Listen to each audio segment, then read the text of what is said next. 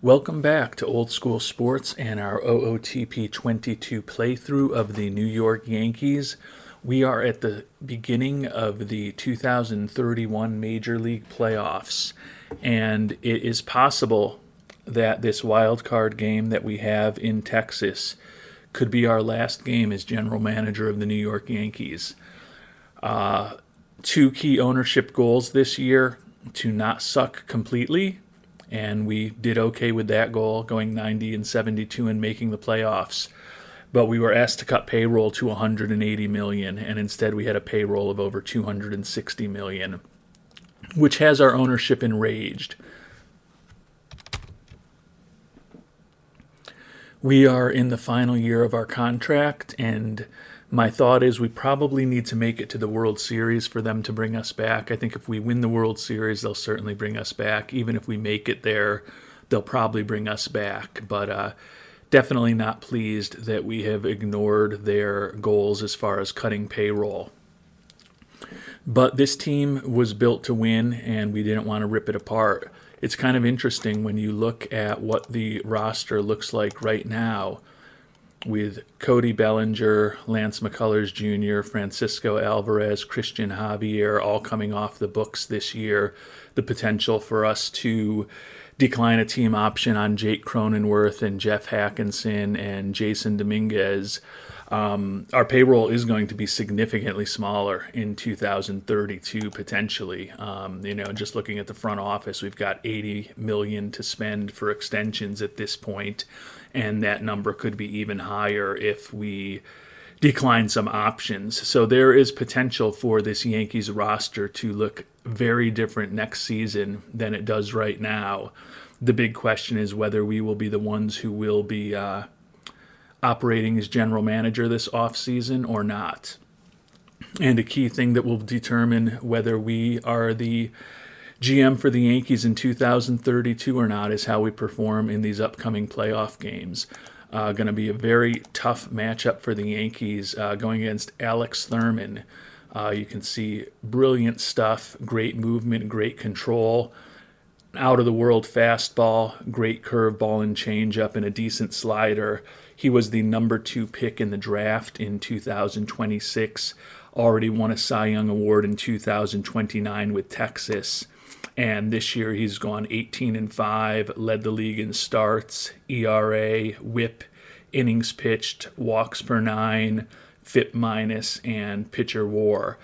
So pretty good probability that we are going to be going up against the 2031 AL Cy Young Award winner in our game on the road in Texas. On the mound for the Yankees is going to be Garrett Edwards, whose career has kind of taken a turn in the wrong direction over the 3 years since he joined us. Can see still his slightly positive stuff in movement, average control, needs to kind of rely on those 4+ pitches and probably avoid throwing the changeup too much. He was 11-13 for us this year. The only positive is that he had best in baseball 252 BABIP, which makes the fact that he still had a 4.51 ERA and a 1.08 ERA plus a little surprising. You can see the 110 FIP minus probably reflects that a little better, and only a 0.5 WAR after he led the league in WAR in his first season with the Yankees. So it is going to be a very tough matchup for the Yankees to get by the Rangers. Looking at our history, we've lost the wild card 2 straight years. The first 2 seasons that we took over the Yankees, we totally ripped things apart, got rid of a lot of the high contracts and the players from the Brian Cashman era that we didn't like. Following that, we won 5 straight division titles, including a World Series victory in 2026. But now for 3 consecutive seasons, we finished second in the AL East behind the Orioles, and we've lost the wild card each of the last 2 years. So the hope is to finally get a win in the wild card game this time around. But as I mentioned, it's going to be tough because we're probably facing the Cy Young winner for the American League on the road. And it's going to be a pretty even matchup outside of the pitching matchup, which totally favors Texas. We were fourth in the league in scoring and tied for second in runs against. They were the number one team in the league in terms of runs scored and fifth in runs against. So facing the number one offense in the American League, and they also have the best pitcher in the American League on the mound against us for this one-game playoff. So unfortunately for us, the Yankees are certainly the underdogs as we prepare to move on and play in the wild card game for a third consecutive season. Hopefully, unlike 2029 and 2030, the Yankees can get a W. But it was not to be. Texas defeats us 8-5, wins the series 1-0. Jack Leiter on for the save and relief. They threw everything they possibly could at us, and it looks like Leiter's career hasn't gone as it may have been hoped, with ERAs over 6 in each of the last two seasons. Spencer Torkelson, the trade deadline acquisition that we made, did hit a home run for us. He had a fantastic season for us, and we still have him next year at a reasonable salary, and the Cubs are paying 40% of it. So he will be a nice addition to the Yankees for next year.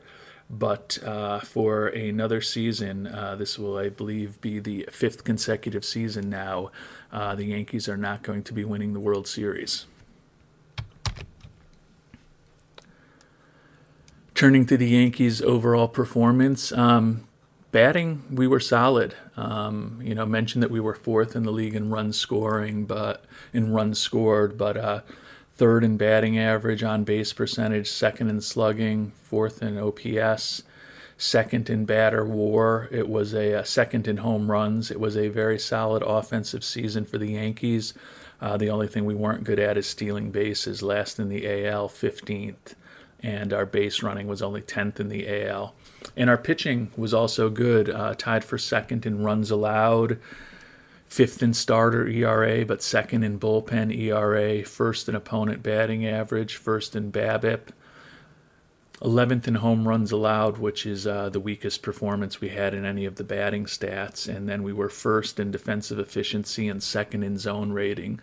So a pretty strong team, all things considered, to be in the top 5 in both offense as well as pitching, as well as having a great defense. But it did not matter as we finished second in the division and quickly out of the playoffs with a one-and-done wild card appearance for the third straight year.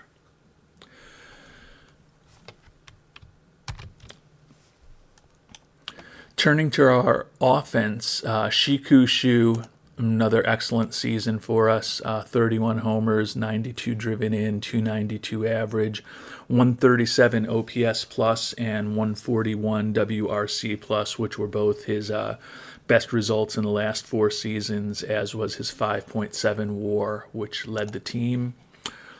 Cody Bobichette also had a good year for us, was banged up a little more, 2 straight years where he has missed time due to injuries, and he's fragile now. He'll be turning 34 next season.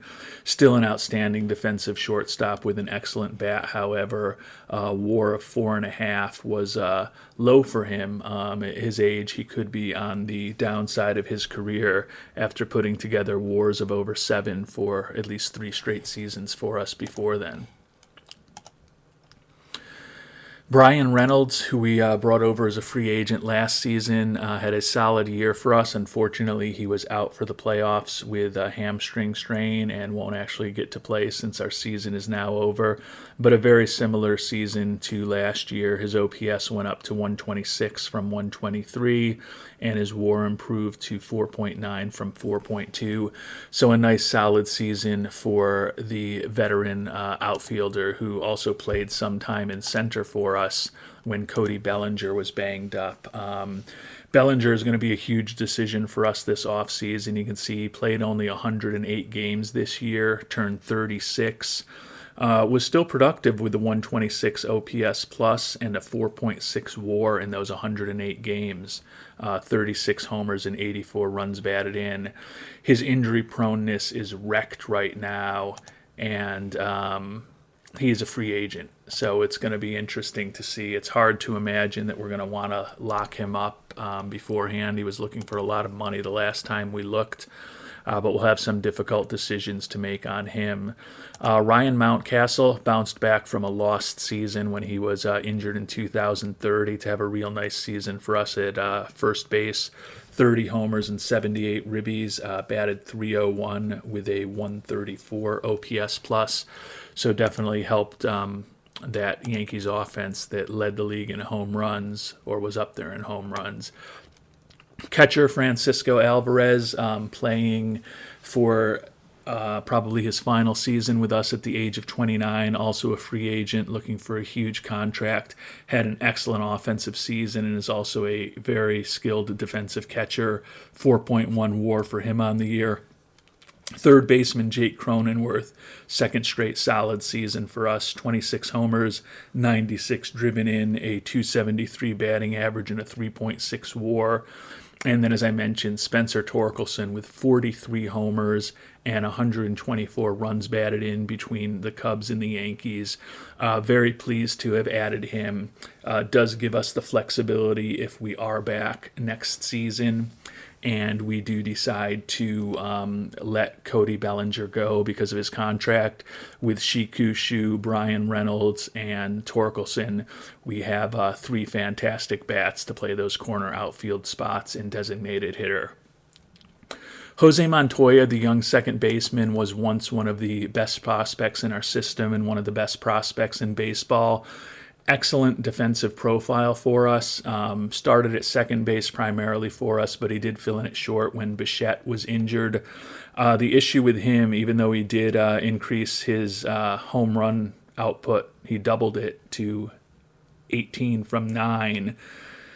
His OPS plus of 78 was only a little better than last year, and his WAR of 1.1 was actually worse. Pretty average batting profile. The only thing he really excels at is avoiding strikeouts, which is important. But he's starting to profile perhaps more as a super utility guy for us than an everyday player. Unfortunately, right now, he is a very cost-effective player for us who may continue to play every day. Nick Gonzalez, disappointing season for us. You can see essentially no WAR from him. His career has not taken off as great as we would have hoped at one point. 8 homers and 37 runs batted in this year and 430 at-bats. Batted just .265 with an 83 OPS plus. Not the best season from the versatile utility player who was getting some significant time for us at DH before we made the trade for Torkelson. And then the last player to mention is Jason Dominguez, who was up and down several times between the Yankees and Scranton this season. You can see he ended up playing 47 games in Scranton, 40 with the Yankees. His career has really gone off the deep end in recent years. He hit over 30 homers each of his first 4 seasons in the majors. The last 2 years, he has 10 home runs in the major leagues combined and a lot less playing time. He is just a player who seemed to have peaked very early, about 3 years ago, when he was only 25 years old, and has just kind of gone downhill ever since. We have a team option for him at $11 million. Going to be pretty hard to pick up, even though he's only going to turn 29 next year. Looking at his overall profile, pretty average hitting profile, good speed, can be a utility kind of corner outfielder for us, would be a nice fourth outfielder, but $11 million for a fourth outfielder may be a luxury that even the Yankees cannot afford. Looking at our pitching staff, there is some good news. Uricio Castillo, the youngster who was a scouting discovery about 8 years ago, was up in the majors almost the entire season. Went 10-7 in 28 starts for us with a 3.62 ERA, 135 ERA plus, 90 FIP minus. So a nice solid season from the youngster. He will definitely be slotting back into the rotation next year for us. Christian Javier, who is going to be a free agent, had a nice bounce back season for us. Actually, didn't really even need to bounce back from the year before. He had a nice year, 13-9 in 2030. Followed it up with a 14-4 record this season. ERA plus of 111, and his FIP minus improved to 92 from 101. He's looking for a lot of money. Certainly may have pitched his last game with the Yankees, but did okay for us. And then a couple of bullpen arms. Ken Thomas, 4-4 for us, but a 2.53 ERA, 73 strikeouts in 53 and a third innings.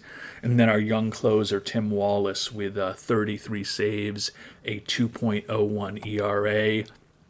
Another great young reliever we have, Jared Mahoney. I guess at 28, he's not that young anymore, but 2.97 ERA, more than a strikeout per inning. And then Octavio Batera, who we picked up in a trade from the Mets when we traded them Walker Buehler early in the season, pitched well for us, ended up starting a decent amount for us, went 9-5 with a 3.43 ERA. Jeff Hatkinson, we're going to have an option on him. He ended up on the IL with an arthritic elbow at the end of the year.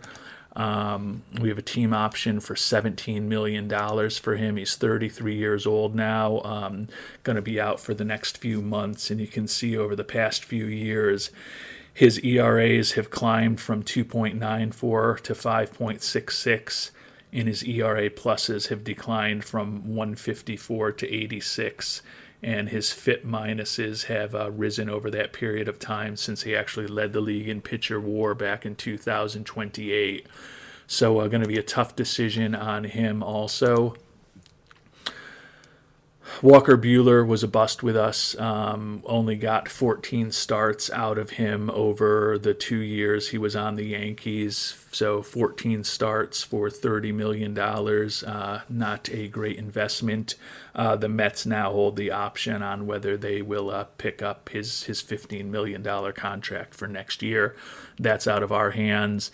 Lance McCullers Jr. probably pitched his last game with us coming off of surgery to remove bone chips, 38 years old, did not pitch well. Garrett Edwards, as I mentioned before the playoff game, has been a bit of a disappointment since we made the big trade to pick him up from the White Sox. Has definitely regressed over the past few seasons, and at 29 years old, going on 30 by the beginning of next year, it's hard to imagine he's going to magically start getting better. Final pitcher to mention is Cezo Murakami. He was fragile when we signed him from Japan several years back, and you can see in his major league career was really brilliant in his first year with us, had a nice season in 2029. But he seems to have a lot of injuries, as a fragile reliever would, on 5.40 and 5.80 earned run averages each of the last 2 seasons. He's headed to arbitration, probably going to be looking at $6 or $7, maybe even $8 million. He was $6.75 million this year, so probably going to be between 7 and 8 next year. We may have to move on from him also. So going to be a ton of big decisions for the GM of the Yankees to make in this offseason. The big question that we will find out in the coming weeks is whether it's going to be us making those decisions or somebody else. And I mentioned not too long ago that we had an option year on Jeff Hatkinson at $17 million coming up. Just suffered a setback in his recovery from the arthritic elbow. Going to be 4 months till he can play again. Certainly means he may be ready to go next year, but it seems very possible given the way his performance has deteriorated and that he's out with an arthritic elbow, that his pitching profile may not look quite as good 4 or 5 months from now when he is finally healthy and in spring training. And the World Series featuring the Baltimore Orioles and the Washington Nationals. So the Orioles, who beat us in the AL East for a 3rd straight season. They were 3rd in the league in scoring, but 8th in the league in runs against, but they still beat us by 6 games, going up against the Nationals, who were 2nd in the National League in scoring and 6th in runs against. So it looks like it could be a very good series between those two teams that are representing the Mid-Atlantic region of the country in the 2031 World Series. And the Washington Nationals, after losing the first two games, rallied back to take the World Series from the Orioles 4-2.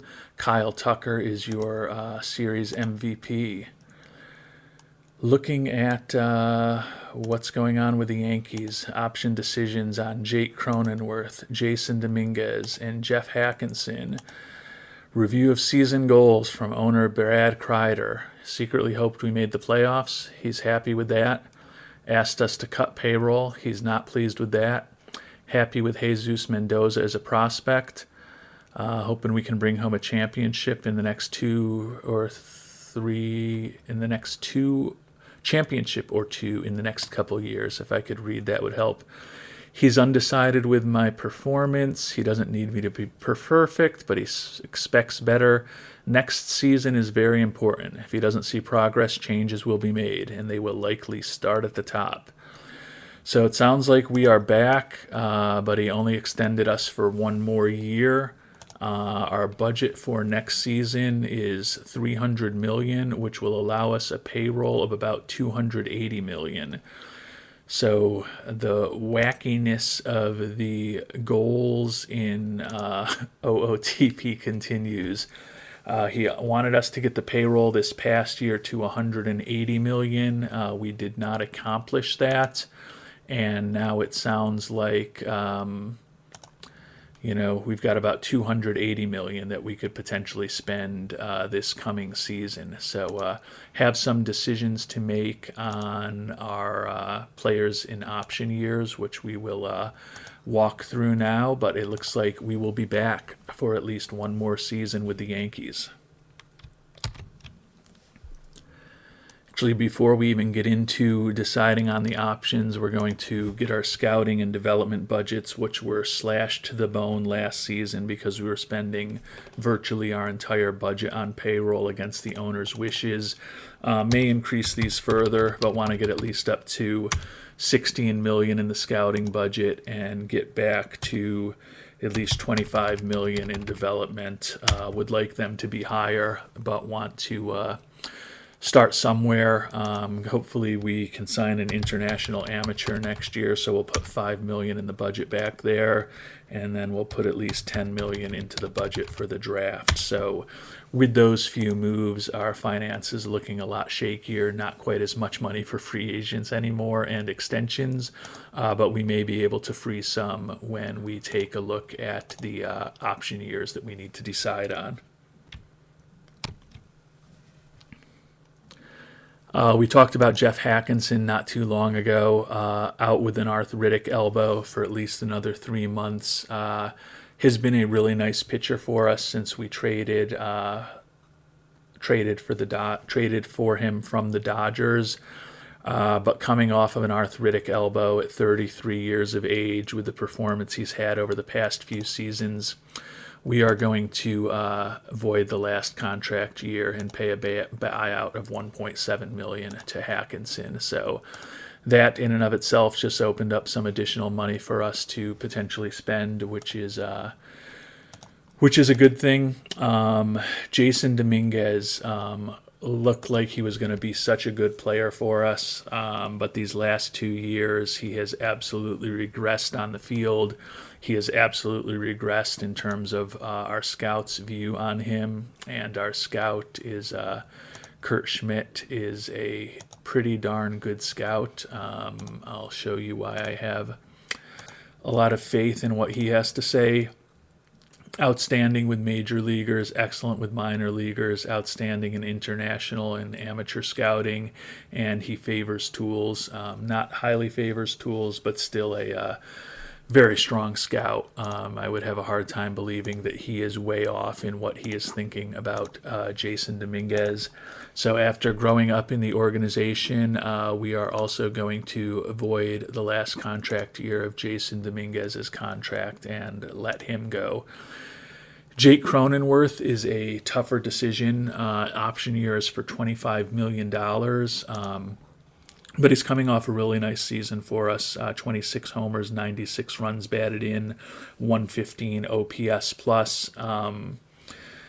The issue is that he's going to be 38 years old when the season starts. 25 million a year for a 38-year-old third baseman who is a bit above average hitter at this point and probably a slightly above average defensive third baseman. It just seems a little high.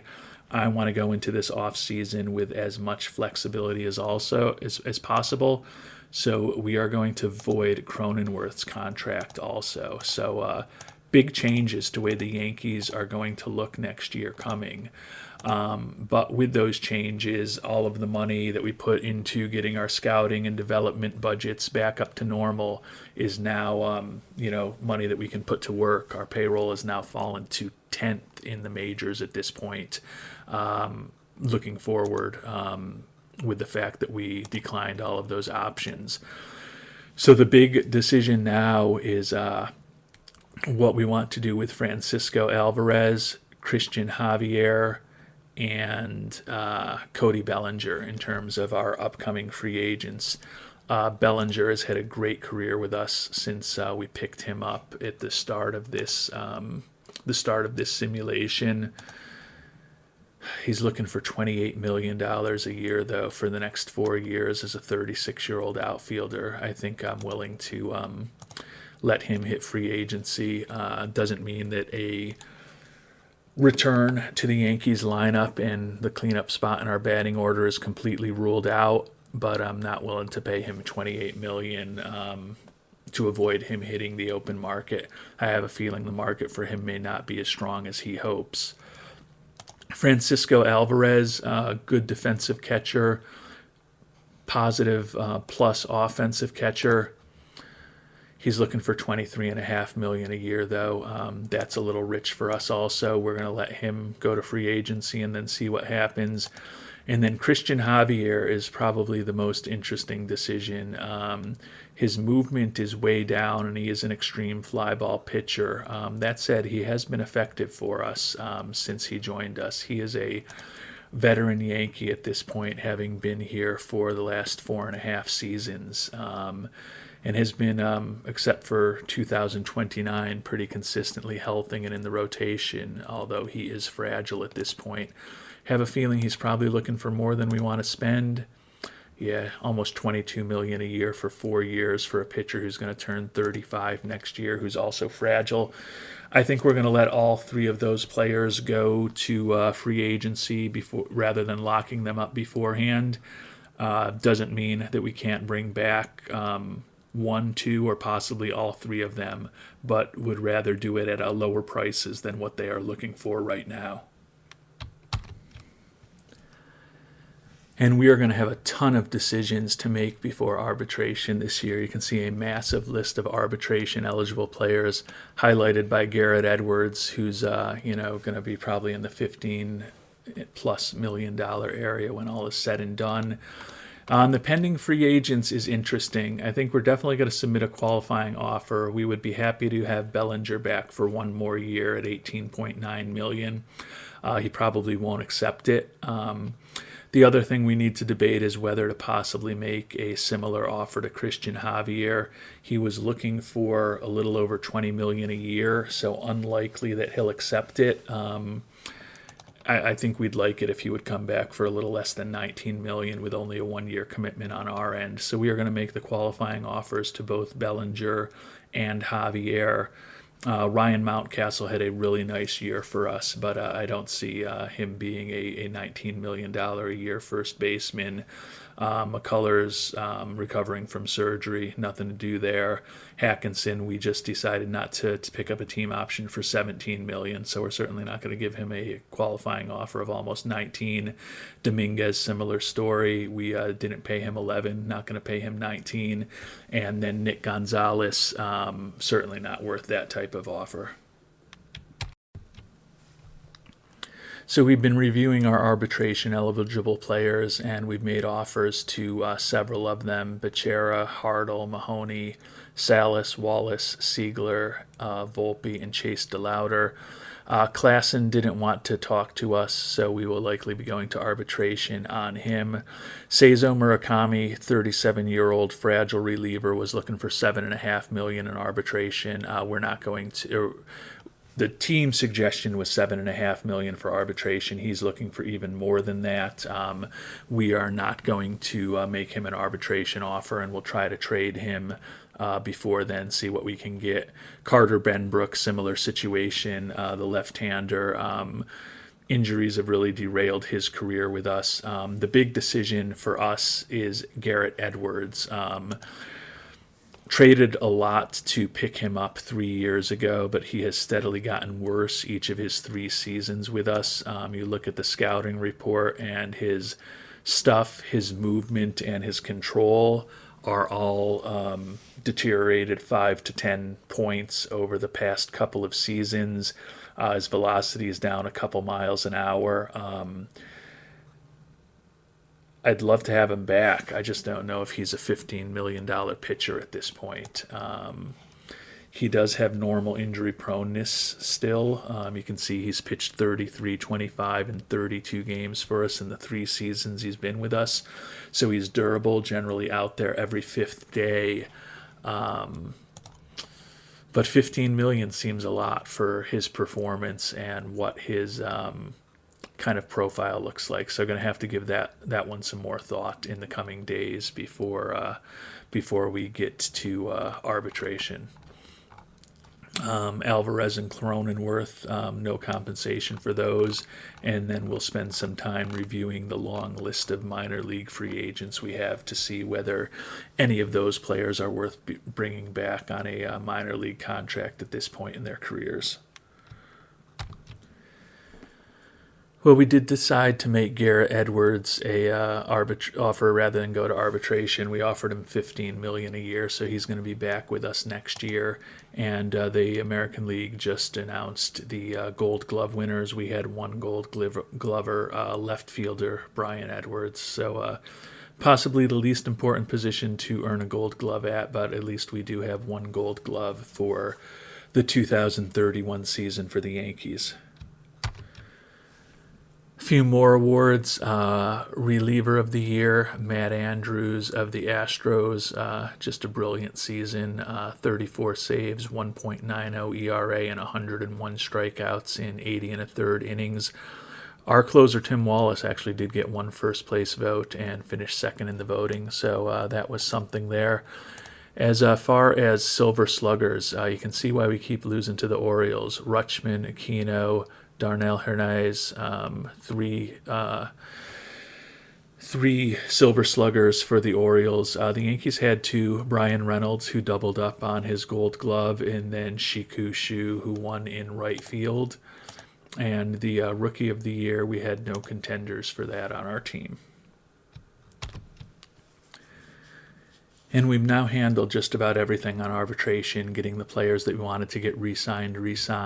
We did try to shop Carter Benbrook and Cezo Murakami. Was nothing really interesting for them, so going to let those 2 go hit free agency. Going to keep the qualifying offers for Bellinger and Javier. May try to make an offer to Ryan Mountcastle. Let's see exactly what he's looking for. He's been a pretty solid player for us. I don't know if he's a $15 million a year player, and going to be 35-year-old in next season, and he's a decent defensive first baseman with a nice bat, but willing to let him hit free agency, similar to what we are doing with Javier and Dominguez and Alvarez and Cronenworth and Cody Bellinger. Although again, if Bellinger or Javier were to accept the qualifying offers, we would actually be reasonably happy. And not surprisingly, Alex Thurman, who pitched against us in the wildcard game, unanimous AL Cy Young Award winner. Our rookie, Uricio Castillo, though, was 3rd in the voting, so that's certainly positive. No other Yankees got any votes. And then the American League MVP went again to Mike Orozco from the Angels. Another monster season from him, down from his MVP award-winning levels of 2030 last season, but still just a great year for him. Shiku Shu got some votes for the Yankees, as did Ryan Mountcastle and Brian Reynolds.